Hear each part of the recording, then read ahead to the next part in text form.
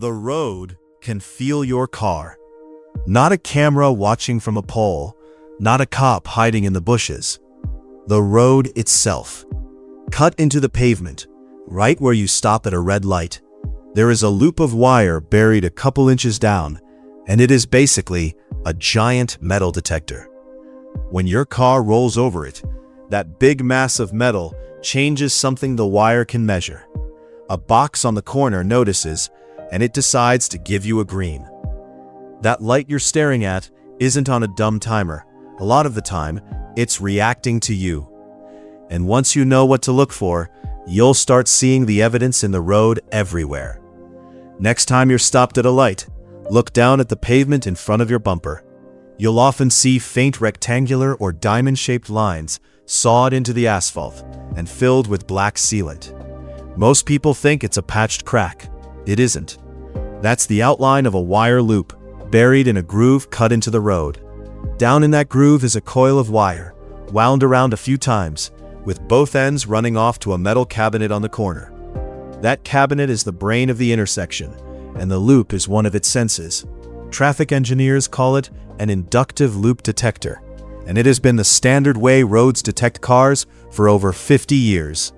It doesn't see you, and it doesn't weigh you. It feels the metal in your car through a magnetic field. To understand how, you have to know one strange fact about electricity. Here's the trick. Run electricity through a coil of wire, and it creates a magnetic field around it. That's just physics, the same effect in every electric motor. But a coil also has a property called inductance, which is basically how strongly it resists sudden changes in the current flowing through it. Every coil has a natural inductance, and that number is the thing the road is measuring. The cabinet doesn't just power the loop, it makes it hum, driving current back and forth through the coil thousands of times a second, so the loop is constantly building and collapsing its magnetic field. Now roll a car on top of it. Your car is a huge slab of steel sitting inside that magnetic field, and the field pushes tiny swirling currents, called eddy currents, into the metal of your car. Those little currents fight back against the loop's field, and the result is that the loop's inductance drops. The coil's rhythm speeds up. The electronics are watching that rhythm like a heartbeat. Empty road, steady beat. Car arrives, the beat jumps, and the detector flips a switch. Something metal is here. That is the entire secret. It is the same principle as the metal detector at the airport or on the beach, just scaled up to the size of a car and paved into the ground. It doesn't care about your paint or your passengers. It only feels metal. So why does this matter? Because it changes what the light actually is. There are really two kinds of traffic lights. The first is fixed time, sometimes called pre-timed. It runs on a stopwatch and nothing else. Green for this long, then yellow, then the other direction, around and around, whether there are 10 cars waiting or none. You find these downtown, in dense grids where there's always traffic anyway, so a fixed rhythm keeps everything flowing. This is the light people picture when they curse the dumb timer. The second kind is actuated. This is the one wired to those loops in the road. An actuated signal doesn't assume anything about traffic. It waits, it listens, and it responds to what the loops tell it. If nobody's waiting on the side street, it just leaves the main road green and lets you keep rolling. The instant a car pulls up to the side street loop, the light knows, and it starts arranging to give that car a turn. Most suburban and highway intersections, the ones that seem to somehow know you arrived at 2 a.m. and changed just for you, are actuated. They're not psychic, they felt you. Inside that cabinet is a controller, and it thinks in two words: calls and phases. A phase is one movement getting its turn, say northbound traffic going straight. A call is a request for a phase, and a call is exactly what your car placed when it rolled onto the loop. So the sequence is simple. You pull up, the loop detects you, and the controller logs a call for your direction. It finishes serving whoever has the green now, respecting a minimum green time, so nobody gets a 2-second light. Then it cycles around and serves your call. Green for you. This also explains one of the most maddening things in driving. sitting at a red while cross-traffic gets a green, and no cars ever come. What happened is the controller had a call on that phase. Maybe a car that already turned, maybe a loop reading a car that's long gone, or on a semi-actuated setup, the side street simply gets a guaranteed slice of every cycle. The light isn't taunting you. It's serving a request that from where you sit, looks like nothing. The system is only as smart as the calls it receives, and sometimes it's answering a ghost. Now the flaw.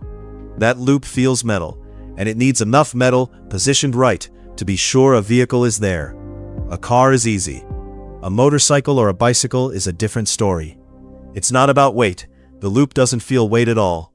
It's about how much metal you put into the field and where. A motorcycle has a fraction of a car's metal, and a bike might be aluminum or even carbon fiber with almost nothing the loop can grab. Worse, riders naturally stop in the center of the lane, and that's often the deadest spot on the loop. The change is too small to cross the detector's threshold, so no call gets logged. The controller never learns you exist, and you sit through green after green for the cross street, watching a light that will, as far as it's concerned, never turn. Riders call it the dead red, and it's a real, documented problem. There are fixes. Position matters most. Stop your wheels directly over the sawed line of the loop, not in the middle of the lane, because the wire is where the field is strongest. Some places crank up loop sensitivity or paint a little marker showing bikes exactly where to stop. And many states have passed dead red laws, sometimes called safe on red, that legally let a motorcyclist or cyclist proceed with caution after waiting a full cycle or two, precisely because everyone knows the loop can't always feel them. If you ride, that's not a loophole, it's the law catching up to the physics. Loops have one big weakness beyond bikes. They're buried in the road, and roads crack, freeze, get repaved, and tear the wire apart. A dead loop means digging up pavement to fix it. So newer intersections are ditching wire for eyes. Look at the poles now, and you'll often see small cameras or flat sensor boxes aimed down at the road. Video detection watches the lanes and draws invisible boxes on the image, virtual loops. And when the picture inside a box changes because a vehicle rolled in, it registers a call. Same idea, no digging. Radar and laser sensors do it another way, bouncing signals off vehicles to detect and even count them, and they shrug off darkness and fog. The upside is huge. No cutting the road. One sensor can cover several lanes, and some can tell a bike from a truck. The catch is they bring their own blind spots, and we'll get to that, because none of this is free. So the road can feel you, except when it can't. Here's the honest list. Loops crack and die. They live in pavement, and pavement fails. A broken loop usually fails blind. So the controller assumes a car is always there, and just gives that direction a call every cycle. Or it fails the other way, and never detects anyone. Either way, you get an intersection that feels broken, because a sense of it is the dead red. We covered the bike and motorcycle version, but any small or in-between vehicle can fall under the threshold and get skipped. It's the loop's oldest complaint. Cameras have bad days. Video detection struggles with exactly what your eyes struggle with. Heavy fog, glare from a low sun, snow caking the lens, deep shadows at dusk.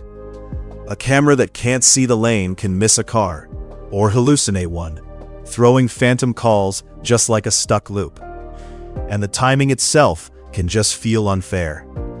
Even a perfect sensor is only feeding a plan a human engineer set. Minimum greens, maximum weights, how big a gap in traffic ends a phase. Set that plan for average conditions, and your particular 6 p.m. or your empty 3 a.m. can land on the wrong side of it. The light isn't malfunctioning. It's following a compromise, and you're the edge case it wasn't tuned for. Let's kill the two big myths. Myth 1. Traffic lights are just timers counting down. Some are. But most of the ones you deal with out in the world are actuated, actively feeling for you through a wire in the road or a camera on a pole, and rearranging themselves around who actually showed up. Myth 2. It's watching you, like surveillance. The classic loop isn't watching anything. It's a coil humming a magnetic tune, and your car's metal knocks that tune off-key. That off-key note is the entire message. A hunk of metal is sitting here. Give it a turn. That's the whole thing. A loop of wire, a magnetic field, and the eddy currents your car stirs up just by being made of steel. The road isn't smart, and it isn't spying.